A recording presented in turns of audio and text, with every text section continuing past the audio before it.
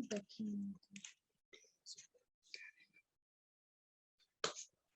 اللہ الرحمن الرحیم الحمد للہ رب العالمین والصلاة والسلام علی سید الانبیاء والمرسلین۔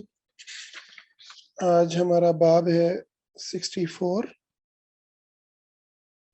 باب غسل المنی وفرکہ وغسل ما یصیب من المرأة، منی کو دھونا اور اسے کھرچنا اور جو رطوبت عورت کو لگ جائے اس کا دھونا، اس کا جو حکم ہے وہ اس حوالے سے یہاں پر بات ہو رہی ہے۔ تو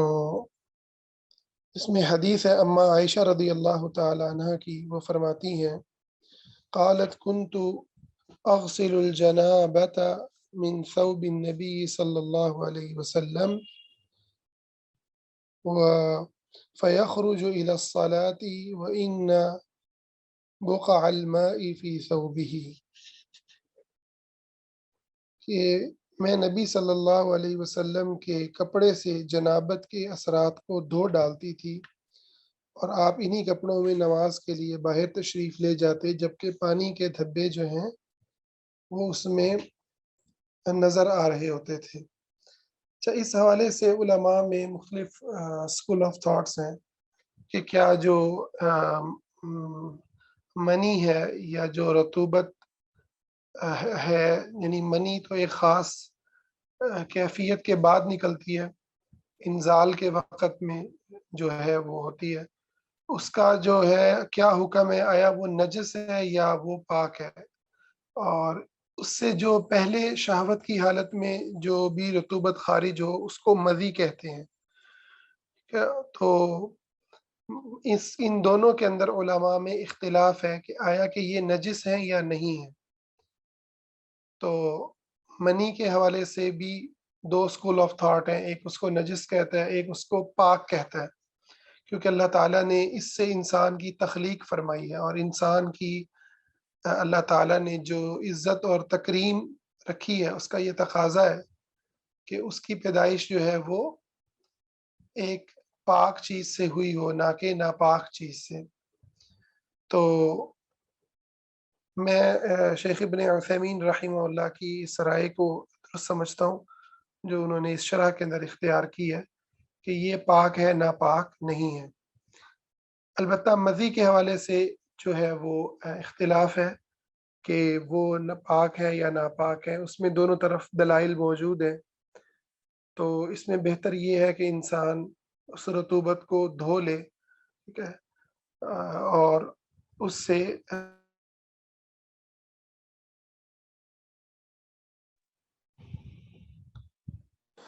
تو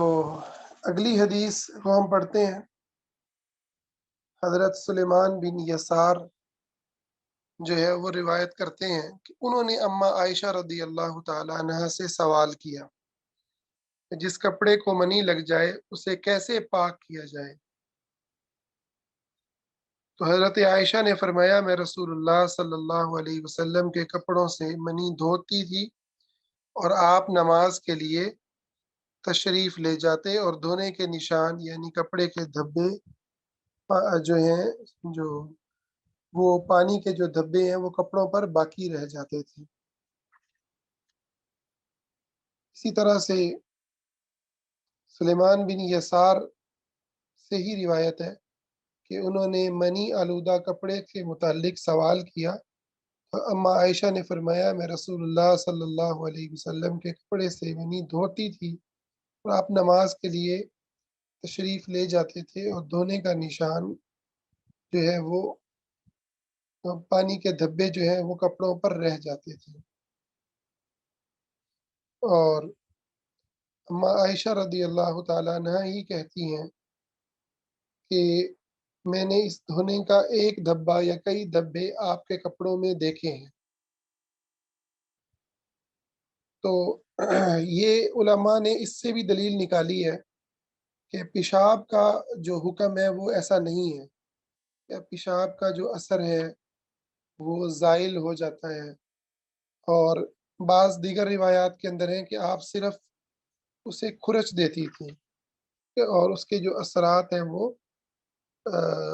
کپڑے پر نظر آتی تھی، دھوتی بھی نہیں تھی آپ، صرف خرش دیتی تھی۔ تو ان سے جو ہے وہ پتہ چلتا ہے کہ اگر یہ نجس ہوتی تو اس طرح کا معاملہ نہ کیا جاتا۔ یہاں ایک اور چیز بھی آپ دیکھیں کہ جو صحابی ہیں وہ اما عائشہ رضی اللہ تعالی عنہ سے نبی علیہ الصلوۃ والسلام کی زندگی کے ایک ایسے معاملے کے بارے میں سوال کر رہے ہیں کہ جو نہایت جو ہے خاص ہے۔ اس کی ایک وجہ تو یہ ہے کہ یہ جو مسائل تھے یہ امہات المومنین کو ہی پتہ تھے اور ان مسائل کی امت کو ضرورت تھی، اس لیے اللہ تعالیٰ رحم فرمائے ہمارے صحابہ پر، اللہ ان سے راضی ہو، رضی اللہ عنہم اجمعین، کہ انہوں نے ایسی چیزوں کو بھی ہمارے لیے پوچھا، امت کے لیے پوچھا، اور ہماری ماؤں نے ان چیزوں کو بیان کرنے میں کوئی شرم نہیں رکھی، بلکہ تفصیل سے اس معاملے کو جو ہے وہ بیان فرمایا، تفصیل سے بیان فرمایا۔ تو اس سے اگلا باب ہے باب ابوال الابل والدواب والغنم ومرابضها، اونٹ، بکریوں اور دیگر جانوروں کے پیشاب اور ان کا جو باڑا ہوتا ہے جہاں انہیں بند کیا جاتا ہے ان کے بارے میں کیا حکم ہے۔ امام بخاری نے اس کو جب شروع کیا تو ایک صحابی کے عمل سے شروع کیا اس باب کو، وصلى ابو موسى في دار البريد والسرقين والبرية إلى جنبه فقال ها هنا وثم سواء۔ ابو موسیٰ اشعری نے دار البرید اور سرقین میں نماز ادا کی، جبکہ جنگل اور میدانی علاقہ بھی ان کے قریب ہی تھا، ان کے پہلو میں تھا، اور انہوں نے فرمایا کہ یہاں اور وہاں دونوں برابر ہیں۔ یہ جو ابو موسیٰ اشعری رضی اللہ عنہ نے بیان کیا ہے السرقین، اور اس سے مراد یہ ہے یہاں جو تھے یہاں جو تھی وہ جانوروں کو باندھا جاتا تھا، تو جانوروں کو یہاں پر باندھا جاتا تھا، اور وہ وہاں پر جو یہ بکریاں وغیرہ ہیں وہ وہاں پر ان کا وہ باڑا تھا، تو انہوں نے وہاں نماز پڑھی اور اس کو جو ہے وہ اس کے بارے میں ذکر کیا کہ یہاں نماز پڑھنا یا جنگل میں نماز پڑھنا برابر ہے۔ اس سے پتہ چلتا ہے کہ حلال جانور جو ہیں اس کے اندر ان کے باڑوں میں جو ہے وہ نماز پڑھنا جائز ہے، وہ نجس نہیں ہے۔ البتہ نبی صلی اللہ علیہ وسلم نے اونٹ کے باڑے میں نماز پڑھنے سے منع کیا، اس کی وجہ یہ ہے کہ علماء کہتے ہیں کہ اونٹ کے اندر سرکشی ہوتی ہے، تو اس چیز کا ڈر ہوتا ہے کہ وہ جو ہے اس کو اذیت نہ پہنچائے، اذیت نہ پہنچائے۔ اس حوالے سے آگے احادیث آ رہی ہیں مزید، تو ہم دیکھتے ہیں۔ ایک واقعہ سنایا اس کے اندر جو بڑا ہی اہم واقعہ ہے، حضرت انس رضی اللہ عنہ راوی ہیں، وہ فرماتے ہیں کہ عقل اور عرینہ قبیلے کے کچھ لوگ جو ہے وہ مدینہ میں آئے، انہیں یہاں کی آب و ہوا جو ہے موافق نہیں آئی، تو نبی صلی اللہ علیہ وسلم نے انہیں دودھ والی اونٹنیوں میں جانے کا حکم دیا کہ وہاں جا کر ان کا دودھ اور پیشاب استعمال کریں۔ چنانچہ وہ گئے، اور جب وہ صحت مند ہو گئے تو انہوں نے نبی صلی اللہ علیہ وسلم کے چرواہے کو قتل کر دیا اور جانوروں کو ہانک کر لے گئے، یعنی جانوروں کو چوری کر کے ڈاکہ ڈالا اور ان کو لے گئے۔ صبح کے وقت رسول اللہ صلی اللہ علیہ وسلم کو جب یہ خبر پہنچی تو آپ نے ان کے تعاقب میں ان کے پیچھے چند آدمی روانہ کیے، چنانچہ سورج بلند ہوتے ہی ان سب کو گرفتار کر لیا گیا، پھر آپ کے حکم سے ان کے ہاتھ پاؤں کاٹے گئے اور ان کی آنکھوں میں گرم سلائیاں پھیری گئیں، اور اس کے بعد گرم سنگلاخ جگہ پر انہیں ڈال دیا گیا۔ وہ پانی مانگتے تھے لیکن انہیں پانی نہیں دیا جاتا تھا۔ ابو قلابہ نے فرمایا ان لوگوں نے چوری کی، خون ناحق کیا، ایمان کے بعد مرتد ہوئے، اللہ اور اس کے رسول کے ساتھ انہوں نے اعلان جنگ کیا، اس لیے انہیں یہ سزا دی گئی۔ تو یہ بڑا ہی جو ہے زبردست قسم کا واقعہ ہے، جس کے اندر امام بخاری تو اس کو یہاں اس لیے لائے ہیں کہ یہ بتا سکیں کہ اونٹ کا جو پیشاب ہے بطور دوائی کے اگر کوئی اس کو استعمال کرے تو وہ نجس نہیں ہے۔ اگر وہ نجس ہوتا تو نبی صلی اللہ علیہ وسلم اسے بطور دوا تجویز نہ فرماتے، کیونکہ آپ صلی اللہ علیہ وسلم کا فرمان ہے اللہ نے حرام چیزوں میں شفا نہیں رکھی۔ اور اسی طرح عبداللہ بن مسعود سے بھی یہ الفاظ منسوب ہیں کہ وہ فرماتے ہیں کہ اونٹ کے دودھ اور پیشاب میں پیٹ کی بیماریوں کا علاج ہے۔ تو اس سے یہ پتہ چلتا ہے کہ حلال جانوروں کا جو پیشاب ہے وہ نجس نہیں ہے۔ اسی طرح ان کا جو گوبر ہے، ان کی مینگنیاں ہے، وہ بھی نجس نہیں ہے۔ ہمارے دیہاتوں میں آج تک بھی وہ جو گوبر ہیں ان کو ان کی تھاپیاں لگائی جاتی ہیں اور اس کو بطور ایندھن استعمال کیا جاتا ہے، تو اس کے اندر کوئی بھی حرج نہیں ہے۔ اس واقعے کے اندر بڑا زبردست جو سوچنے کی بات ہے وہ یہ ہے کہ رحمت للعالمین، دو جہانوں کے سردار اور پوری انسانیت کے لیے رحمت، جناب محمد مصطفیٰ صلی اللہ علیہ وسلم نے اتنی سخت سزا کیوں دی کہ ان لوگوں کو جو ہے ان کے تو ہاتھ اور پاؤں پہلے کاٹے گئے، اور پھر ان کی آنکھوں میں گرم سلائیاں پھیری گئیں، اور پھر ان کو تڑپنے کے لیے گرم سنگلاخ پہ پھینک دیا جہاں وہ پانی مانگتے تھے لیکن انہیں پانی دیا نہیں جاتا تھا، اور وہ تڑپ تڑپ کے مر گئے۔ اس کی ایک وجہ تو یہ ہے کہ انہوں نے بھی اسی طریقے سے اس چرواہے کو قتل کیا تھا، جیسا کہ دیگر روایات کے اندر علماء نے بیان فرمایا اس سے استدلال کرتے ہوئے۔ دوسری بات یہ ہے کہ وہ لوگ مرتد ہو گئے تھے، اور مرتد کی سزا قتل ہے، تو قتل تو انہوں نے ہونا تھا، اور اتنے دردناک انداز میں قتل اس لیے ہوئے کہ انہوں نے اس مسلمان کو ہی ایسے قتل کیا تھا۔ تو یہاں سے دیکھیں آپ، اسلام جو مینٹیلٹی دیتا ہے نا وہ اس لیول کی مینٹیلٹی ہے، ٹھیک ہے؟ تو آج کی ممی ڈیڈی مینٹیلٹی جو ہے نا وہ تو میرا خیال ہے ایسا واقعہ اگر ہمیں ہمارے سامنے ہو جائے تو ہم جو ہے یعنی اللہ رحم فرمائے، تو پتہ نہیں ہم خود جو ہے نا کیا ہمارا دماغ میں کنسیپٹ بنے گا حضور کی ذات کا اور اس جو ہے اسلامی نظام کا، ٹھیک ہے؟ کیونکہ ہم جو ہے وہ ہم نے صوفیت کی وہ والی گولیاں کھائی ہیں جس کے اندر صرف صبر برداشت کے فلسفے پڑے ہیں، اور معاف کرنے کی ہم نے بچپن سے جو ہے نا وہ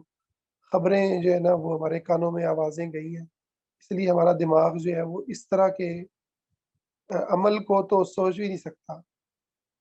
تو جبکہ ہمارے نبی صلی اللہ علیہ وسلم رحمت للعالمین ہونے کے باوجود اللہ رب العزت کے حکم کے پابند تھے، اور آپ کا ان مجرموں کو سزا دینا بھی رحمت ہے،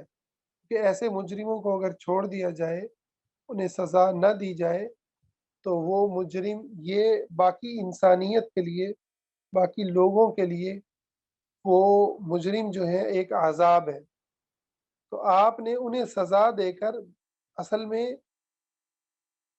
مدینہ کے مسلمانوں کا تحفظ فرمایا، اور اس واقعے کو اللہ تعالیٰ نے ہمارے تک پہنچا کر قیامت تک کے آنے والے مسلمانوں کو یہ پیغام دیا کہ اپنے اپنے مسلم معاشروں میں، اپنی اپنی ریاستوں کے اندر اگر تم چاہتے ہو کہ تم محفوظ ہو جاؤ، تو پھر ایسے مجرموں کے ساتھ یہی سلوک ہوگا، ایسے مجرموں کے ساتھ یہی سلوک ہوگا۔ عام قاتل سے ہٹ کر سزا دی جائے گی ان لوگوں کو کہ جو ڈکیتیاں کرتے ہیں، اللہ رسول کے ساتھ کفر کرتے ہیں، کیا عزتیں لوٹتے ہیں اور گھروں کو اجاڑ دیتے ہیں، یا جنسی درندگی کر کے بچوں کو جو ہے وہ قتل کرتے ہیں، بچیوں کے ساتھ زیادتیاں ہوتی ہیں۔ ایسے مجرموں کو اسی انداز کے اندر ان کو جو ہے نا، ان کی آنکھوں میں ان کو اندھا کر کے اور ان کے ہاتھ اور پاؤں کاٹ کے ان کو تڑپا تڑپا کے جب مارا جائے گا، تو جس کے اندر بھی نفاق ہے نا اور جس کے اندر بھی خباثت ہے، وہ اس کا اوریجنل علاج ہو جائے گا۔ کیونکہ علاج کی جو طریقہ کار ہے نا، وہ ہم سمجھتے ہیں صرف وہ ایجوکیشن سے آتا ہے۔ علاج صرف ایجوکیشن سے نہیں آتا، کچھ نفس ایسے ہوتے ہیں، کچھ طبیعتیں ایسی ہوتی ہیں جو بڑی ہی گندی ہوتی ہیں، تو ان کو ڈنڈا ہی سیدھا کر سکتا ہے۔ اس لیے اللہ تعالیٰ نے قرآن میں بیان کیا کہ وَأَنزَلْنَا الْحَدِيدَ فِيهِ بَأْسٌ شَدِيدٌ۔